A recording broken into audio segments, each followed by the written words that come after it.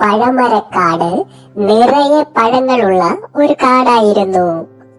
ആ തോട്ടത്തിൽ വളരെ പ്രത്യേകതയുള്ള ഒരു മരമുണ്ടായിരുന്നു. പല പഴങ്ങൾ കായ്ക്കുന്ന ഒരു മരം. അതിലെ പഴങ്ങൾക്കെല്ലാം പല രുചിയായിരുന്നു. പക്ഷേ ആ കാട്ടിൽ അധികം മൃഗങ്ങളൊന്നും ഉണ്ടായിരുന്നില്ല. കരിമണിക്കുരങ്ങൻ ആ വൃക്ഷത്തിൽ ഒരു കാര്യസ്ഥനെ പോലെ കഴിഞ്ഞിരുന്നു.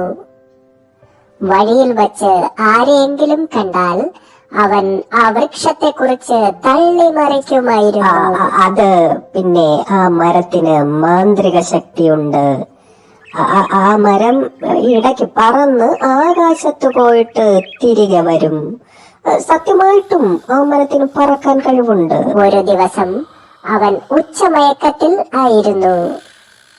ഒരു നല്ല പഴുത്ത പഴം ഊർന്നു വന്ന് അവന്റെ മുഖത്ത് വീണു. അയ്യോ, ആകെ വൃത്തികേടായല്ലോ, പോയി കഴുകിയിട്ട് വരാം.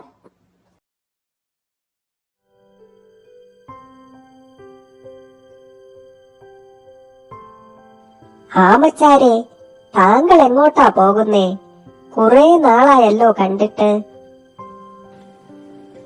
ആ മുതലയുടെ തള്ളു കേട്ട് സഹിക്കാൻ വയ്യ. ഞാൻ പുതിയ കുളം തേടി പോവുകയാണ്. ഓ, മുതലച്ചാരെ ഇതുവരെ പരിചയപ്പെട്ടിട്ടില്ല. ഇന്ന് പരിചയപ്പെടണം. കാടിന് നടുവിലുള്ള ഈ കുളത്തിലാണ് മുതല വസിച്ചിരുന്നത്. മുതല അടുത്തിടെ ആ കുളത്തിൽ എത്തിയതാണെങ്കിലും ഒരു പഴയ കാർന്നൂരെ പോലെയായിരുന്നു പെരുമാറ്റം. മുതലയ്ക്ക് ആ കുളത്തിൽ മുങ്ങി കാഴ്ചകൾ കാണുന്നത് വളരെ ഇഷ്ടമായിരുന്നു. ആ കുളത്തിൽ വലിപ്പമുള്ള നിറയെ സുന്ദര മത്സ്യങ്ങൾ ഉണ്ടായിരുന്നു. ഇടയ്ക്ക് അവൻ അവയെ പിടിച്ച് കഴിക്കുമായിരുന്നു. ആ മത്സ്യങ്ങൾക്ക് ഒരു പ്രത്യേക രുചിയായിരുന്നു. മുതലയും മറ്റൊരു തള്ളുവീരനായിരുന്നു. ആര് എന്നൊന്നുമില്ല, ഒരു പൂമ്പാറ്റയെ കിട്ടിയാലും അവൻ തള്ളിമറിക്കും. നിനക്കറിയാമോ എന്നെനിക്കറിയില്ല, ഈ കുളത്തിലെ മത്സ്യങ്ങൾ രാത്രി പറന്നു പൊങ്ങും. കുറച്ചു നേരം ആകാശത്ത് കുരങ്ങന്റെയും മുതലയുടെയും തള്ളു സഹിക്കാനാവാതെയാണ് അധികം മൃഗങ്ങളും ആ കാട് വിട്ടു പോയതെന്നും അഭിപ്രായമുണ്ട്. കാടും മലയും കടന്നു നമ്മൾ വന്നു. ഹോയ്, ബുജിയാണ് എന്റെ ഫേവറേറ്റ് ഹീറോ. ഞാനും ഒരിക്കൽ ബുജിയെ പോലെ വളരും, വലുതാകും. നമ്മൾ വന്നു. എടാ കുരങ്ങ, ഇങ്ങ് ഇറങ്ങി വാടാ, നമുക്ക് വല്ലതും മിണ്ടിയും പറഞ്ഞു ഇരിക്കാം. എനിക്ക് ബോറടിച്ചിരിക്കുകയായിരുന്നു. കൊന്നാലും ഞാൻ വരൂലടാ കള്ള മുതലേ, നിനക്കെന്റെ കരള് തിന്നാനല്ലേ. കഥയൊക്കെ ഞാനും വായിച്ചിട്ടുണ്ടടാ. നിന്റെ ചെപ്പടി വിദ്യയൊന്നും എന്നോട് നടക്കൂല. അയ്യേ, ഞാൻ കുരങ്ങിറച്ചി കഴിക്കാനോ? ഓർക്കുമ്പോ തന്നെ ഛർദിക്കാൻ വരുന്നു. എനിക്കിവിടെ സ്വാദിഷ്ടമായ ഫിഷ് മീൽസ് ഉള്ളപ്പോൾ എനിക്കെന്തിനാടാ കുരങ്ങിറച്ചി? കരിങ്കുരങ്ങാണേൽ മരുന്നിനെങ്കിലും കൊള്ളാമായിരുന്നു. മടിച്ചു കുരങ്ങൻ താഴെ ഇറങ്ങി. തുല്യരായ ആൾക്കാരാവുമ്പോ ഇരുന്ന് സംസാരിക്കണം എന്നമ്മ പറഞ്ഞിട്ടുണ്ട്. തുല്യരോ? നീയും ഞാനുമോ? കുരങ്ങനും മുതലയും തുല്യരാണെന്ന് ഇതൊന്നും പറഞ്ഞു ചിരിക്കാൻ ഇവിടെ ആരുമില്ലേ? നീ വെറും ഒരു കുരങ്ങനാണ്. താൻ പിന്നെ മുതലയാണോ? നീയും വെറും ഒരു മുതലയാണ്. കുരങ്ങൻ മുഖം കഴുകിയ ശേഷം മരത്തിലേക്ക് മടങ്ങി. കുരങ്ങന് അപമാനിതനായതായി തോന്നി.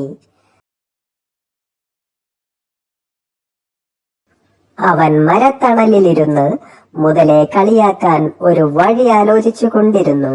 അവൻ അങ്ങനെ ചിന്തിച്ചു കുന്തിച്ചിരുന്നപ്പോൾ ഒരു മുഴുമുഴുത്ത ആപ്പിൾ ഊർന്ന് അവന്റെ തലയിൽ പതിച്ചു.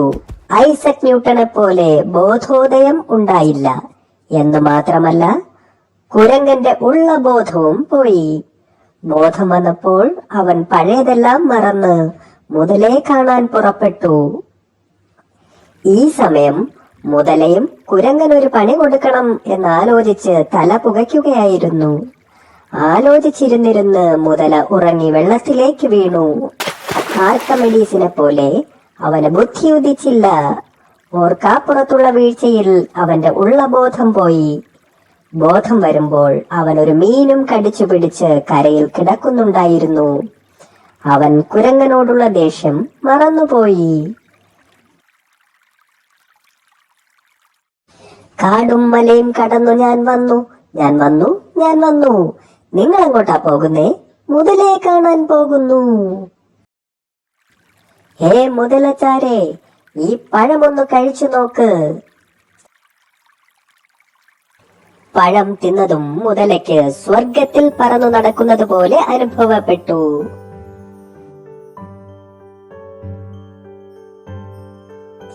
നീ എന്താണ് ആലോചിക്കുന്നത് മുതലേ? നീ നീ മീനൊന്ന് തിന്നു നോക്ക്. അവന് അത് വളരെ സ്വാദിഷ്ടമായി തോന്നി. മീൻ തിന്ന കുരങ്ങനും സ്വർഗത്തിൽ പറന്നു നടക്കുന്നത് പോലെ അനുഭവപ്പെട്ടു. തിരികെ പോകുന്ന വഴി മുഴുവൻ കുരങ്ങൻ ആ മത്സ്യത്തിന്റെ രുചിയെപ്പറ്റിയാണ് ചിന്തിച്ചുകൊണ്ടിരുന്നത്. മുതലയാകട്ടെ പഴത്തെപ്പറ്റിയും. അവൻ വഴിയിൽ വച്ച് ആമയെ കണ്ടു. ആമച്ചാരെ, ആമച്ചാരെ, നീന്താനുള്ള വിദ്യ നിനക്കെന്നെ പഠിപ്പിക്കാമോ? എന്റെ വീട്ടിൽ നീന്തൽ പഠിക്കാനുള്ള ഒരു പഴയ ഗ്രന്ഥമുണ്ട്, അത് ഞാൻ നിനക്കു തരാം.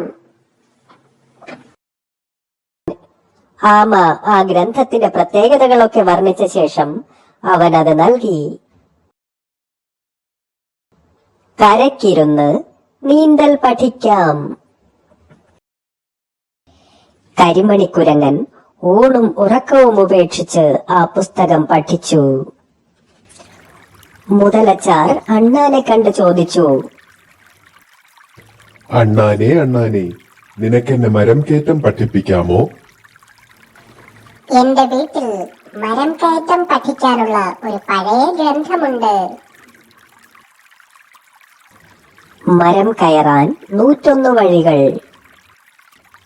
രാവും പകലുമില്ലാതെ മുതലച്ചാർ ആ പുസ്തകം മുഴുവൻ ഹൃദിസ്ഥമാക്കി.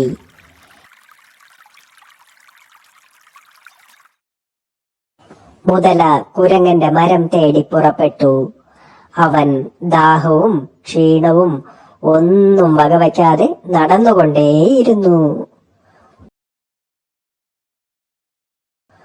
ഒടുവിൽ അവൻ വൃക്ഷത്തിനടുത്തെത്തിച്ചേർന്നു. ഹാവു, കുരങ്ങൻ ഇവിടില്ല. ഇത് തന്നെ പറ്റിയ അവസരം. മുതല മരത്തിൽ കയറി അതിന്റെ ഏറ്റവും മുകളിലെത്തി. അവിടെ ഇരുന്ന് പഴങ്ങൾ തിന്നുവാൻ ആരംഭിച്ചു. ഞാനിപ്പോൾ ബുജിയേക്കാൾ വലിയവനായിരിക്കുന്നു. എനിക്ക് നീന്തലറിയാം. ഞാൻ നീന്തലറിയുന്ന ഒരേ ഒരു കുരങ്ങൻ. സ്വന്തം കഴിവുകൾ കണ്ട് സ്വന്തം കണ്ണ് തന്നെ മഞ്ഞളിച്ചു പോയ അൽ കരിമണി കുരങ്ങൻ. മുതല മരം കയറാൻ പഠിച്ചെങ്കിലും മരം ഇറങ്ങാൻ പഠിച്ചിരുന്നില്ല. പിടിവിട്ട് അവൻ താഴേക്ക് വീണു.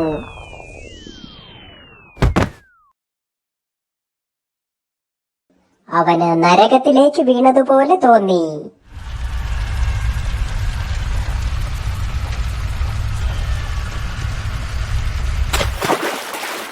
നീന്താൻ പഠിച്ച കുരങ്ങനും മുങ്ങി നിവരാൻ പഠിച്ചിരുന്നില്ല. അവൻ വെള്ളത്തിൽ മുങ്ങിപ്പോയി. അവനും നരകത്തിൽ എത്തിയതായി തോന്നി.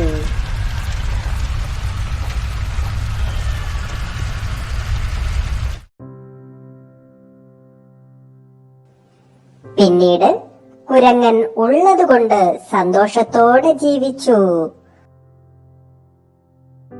മുതല പിന്നീട് ഒരിക്കലും അന്യന്റെ വസ്തുക്കൾ മോഹിച്ചില്ല. സന്തോഷത്തോടെ അവൻ അവിടെ കഴിഞ്ഞു.